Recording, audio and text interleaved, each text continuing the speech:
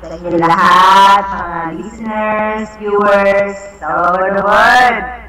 Andito na naman po ang maarte ninyong ate, Apo Yak ng Maarte si Ate. Ayan. Kamusta po kayo? Sana okay kayo dyan. Naghapunan na po ba kayo? Bali, Japan, Philippines, ayan. Magandang gabi. Batiin po muna natin ang ating mga co-DJ. Ayan, Kuya Rix, magandang gabi. Kila Atingits, mamaya, baras ka lang po, pagka okay ka na. At makakasama po natin si Mami Chu. Ayan, ipapakita at ikukwento nila sa atin ang kakaiba nila mga ka-artihan dyan. Hindi lang po kasi visual artist ang masasabi natin na artist talaga or art. Marami pong kasing klase ng art. Ayan. Merong crafty art, ayan, visual arts. Malawak pong arts, ayan. Sa mga susunod na panahon, pipilitin po natin maigis ang mga iba't ibang uri ng arts dyan. At pati yung mga kultura natin.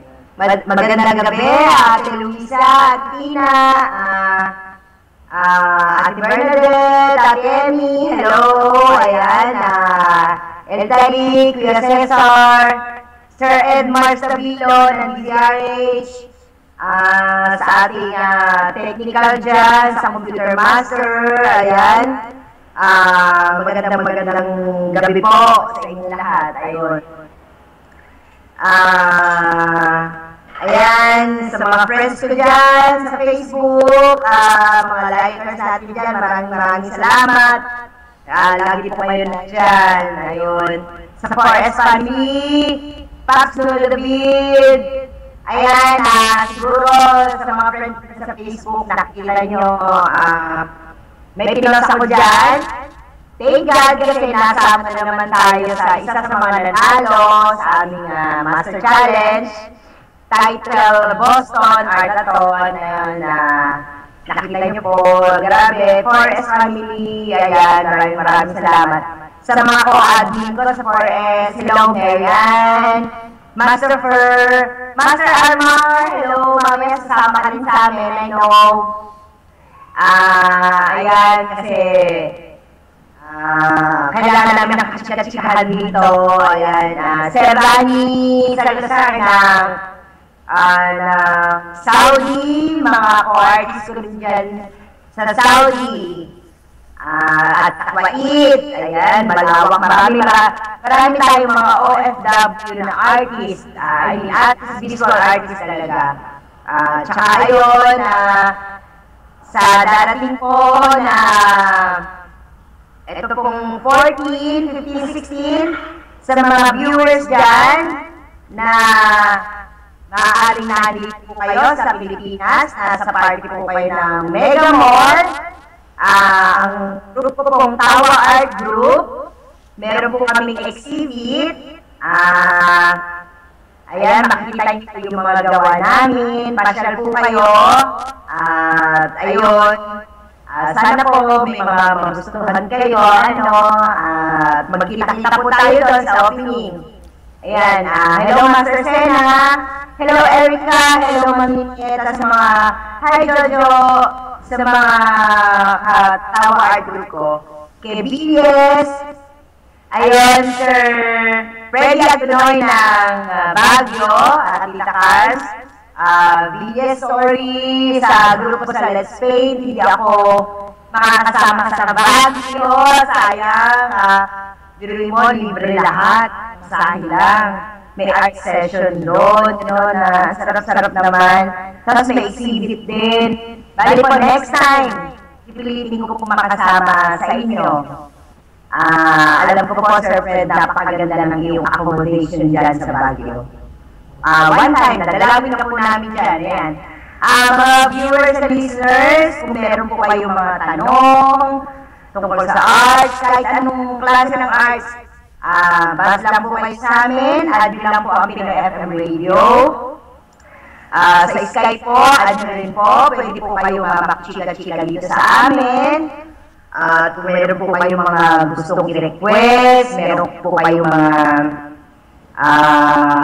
gustong itanong, or kahit po anong gusto nyo, kahit pag-public service, ayan, bukas po ang pintuan ng Pinoy FM dito sa Tokyo, katok lang po kayo, ayan. Hello, Atis, kung okay ka na,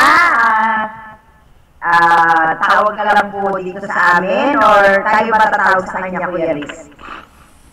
Checkin ko kung naka-open na siya. Tutug muna tayo, ayan, Kuya Riz, bigyan muna natin sila ng isang magandang awitin natin dyan. Okay, yung karaniwang tao. At sulok na nakasalang, okay lang?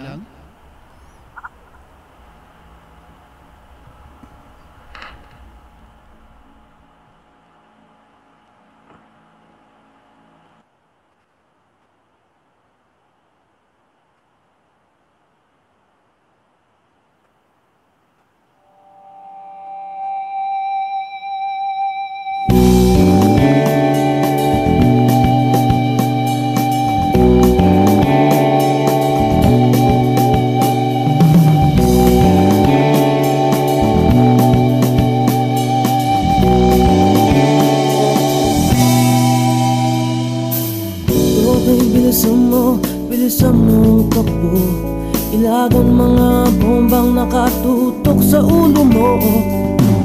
Toto'y tumalong ka, tumapa kung kailangan, at baka tamaan pa ng mga balang ligaw.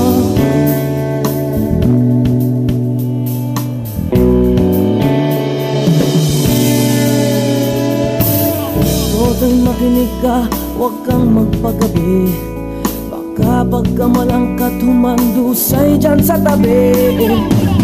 Toto'y, alam mo ba kung ano ang punot dulo nang di matapos-tapos ng kaguluhan ito? Hindi pula't dilaw, tunay na magkalaban, ang kulay at tatak ay di siyang dahilan. Hanggat marami ang lubog sa kahirapan, at ang hustisya ay para lang sa mayaman. Habang may tatsulok at sila ang nasa tuktok, di matatapos ang gulo.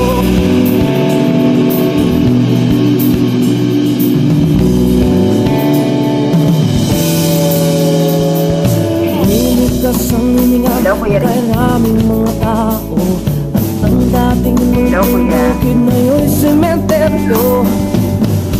Musik pa tayo. Tulad ng dukha na ilagay mo tuktok. Dito ako. Tunay na magkalaban, ang kulay at tatak ay di siyang dahilan. Hanggat marami ang lugmok sa kahirapan, at ang hustisya ay para lang sa mayaman.